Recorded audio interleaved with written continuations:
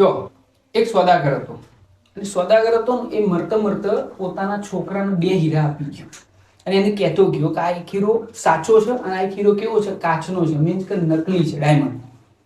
તું શાંતિથી બધા ફરજે અને તને ખરેખર ફાયદો થશે. એટલે છોકરો હતો ને એ આ હીરા લઈને બધી જ જગ્યાએ ફર્યો. દરેક રાજા પાણ જાય ને 2 હીરા ત્યાં મૂકો અને કે આમાંથી સાચો હીરો કયો તમે સાબિત કરી બતાવો તો ઠીક, ના કરી બતાવો તો પછી મને તમે કોઈ ઇનામ આપજો. આ બધી જ જગ્યાએ ફર્યો, બધા જ દરબારમાં ફર્યો, પણ કોઈ પણ એવો માણસ ના આવ્યો કે હીરાને પારખીએ કે આમાંથી કાચનો કયો અને આમાંથી રિયલ ડાયમંડ કયો. આ પોઈન્ટ ટુ બી નોટેડ. હવે બન્યું એવું કે ધીરે ધીરે આને તો કરોડો રૂપિયાની જાહો જલાલી બનાવી. જીવનમાં શીખવા જેવો મહત્વનો પોઈન્ટ છે, એટલા માટે તમને કહું છું. કરોડો રૂપિયાની જાહો જલાલી બનાવીને એના પછી આ એક જગ્યાએ જાય છે.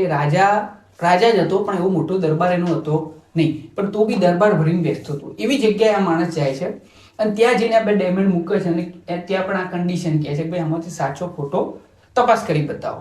ત્યાં લોકો કન્ફ્યુઝન થઈ ગયા કે ના ભાઈ શું છે આ વસ્તુ એમ.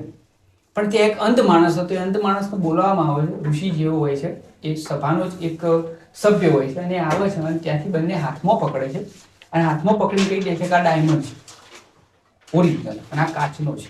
એટલે એવું કહેવામાં આવે છે કે પછી એ છોકરો બી પૂછે કે મને મારા પપ્પાએ કીધું ત્યારે મને ખબર પડી છે કે આમાંથી રિયલ કયો અને નકલી કયો, તો તમને કેવી રીતના ખબર પડી? ત્યારે પેલા અંત માણસે કહ્યું કે આ જે રિયલ ખરો ને એ ડાયમંડ ઠંડો છે અને આ કાચ ખરો ને એ ગરમ છે. એટલે ડાયમંડ ગરમ ના થાય, પેલો કાચ કેવો થઈ જાય, ગરમ થઈ જાય તાપમાનના કારણે.